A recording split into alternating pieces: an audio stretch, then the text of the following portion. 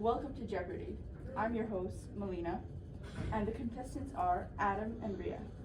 And these folks might soon be heading off to college and graduation, so who's better to test them on the process than me, a student? So, first question is, what is the average tuition fee of a private college? I believe $1,000. Wrong. You're actually way off, Adam. It's actually around $38,000. Well, I don't think my parents can afford that. Well, I could barely even afford rent. Anyways, next question. Is the price of in-state or out-of-state colleges higher? Is that a trick question? I'd say they're both the same because it would be kind of absurd if one of them was more than the other. Well, welcome to the real world. In fact, state schools cost a staggering $27,330 to attend, while they are $16,820 less than out-of-state colleges, which are $44,150. Alright, they say without money there's no social standing in life, but how unfair is it that there are such massive differing amounts between colleges based on their locations? Well, your answer lies in extremely political debate about taxes, and in the minds of those who run the system, public equals less cost, while private means more.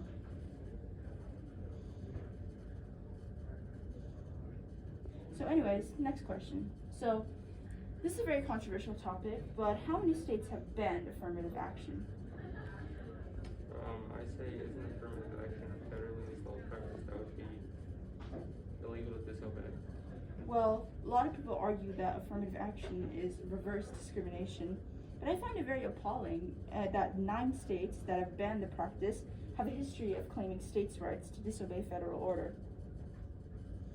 Well, I think we all know the admissions process isn't equal, but I'd rather have diversity than strict reliance on academics.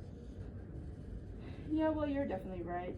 And nextly, the question is, which particular major costs the most to tuition? This is the second time I'm saying this, but shouldn't it all cost the same? As you can see, it should be, but life, and especially education, is not fair. Students in sciences and engineering pay far more than those who major in liberal arts. And this is often because they take more classes that cost the school more. I think that's so unfair because it shouldn't, just because students want a challenge doesn't mean they have to pay more. You're very right. And nextly, what is the average cost of textbooks? Aren't they government funded? I mean, well, it does really vary, but the average is about $1,240. Oh, well, my family comes from a long line of professors who lend books, but even I say that's a lot. It sure is a lot. And to save some stress, I'm sure that you all know when admission deadlines. January. January. Well, in that case, you guys have been prepping for like your whole lives. So when do the admissions decisions? February. Right about that. Well, they're not that hard because you guys have been preparing for it and all know the dates. So what percent of students with financial grants graduate with debt compared to the other students without financial aid? Well, if they're granted scholarships, won't they be protected from their debt? Well, the answer is 84%, and that's why debt and poverty are all institutionalized in the end.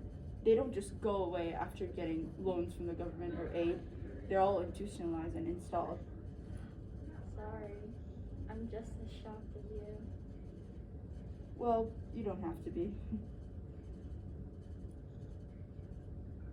So next question.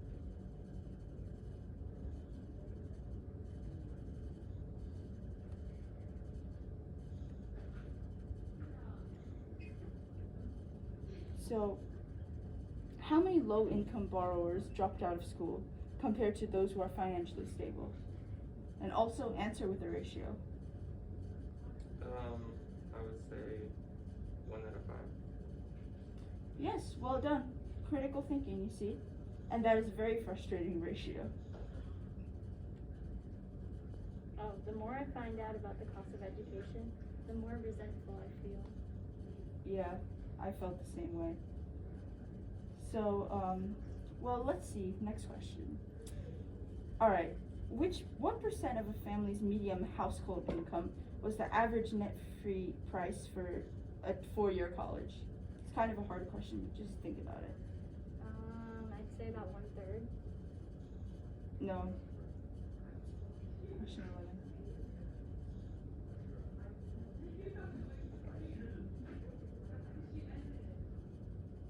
Doesn't it depend on the family's individual income?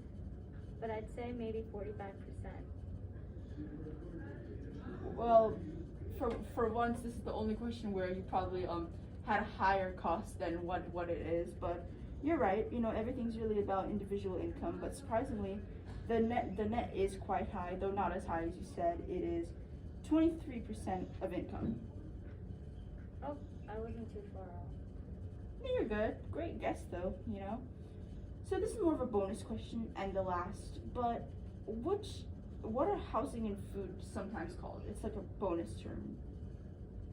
I think I know this one. My sister was complaining to her friends about it, and I think it's called room and board. Well, almost. It's not called boarding. It's just called board. And yes, it's called room. It's a sort of arrangement where an on-campus college comes with housing and a meal plan. Is it free? Nope. It comes with the cost of attendance, as it all does. Nothing is free in our education, the way it should be. Do you hear that? Nothing is free in education, how it should be. I'm your host, and I'm glad I've exposed you to the realities. Thank you for watching. So we're back. This is our final question on Final Jeopardy, you could call it. And so it's a kind of a trick question. So what ratio of college expense does the federal aid actually cover? I think I know the answer. All right. What Is might that be? it 1/5? 1/5? Oh my goodness, I want to give it to you, Ria, but you are slightly off.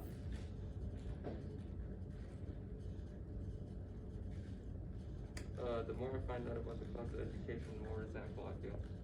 Well, yes, but try to take a guess. I dare you to take a guess. Is it 1/3? Correct? We have a winner. We might have a winner here, but no one is a winner at life. We have our own paths. And thank you for coming to Jeopardy!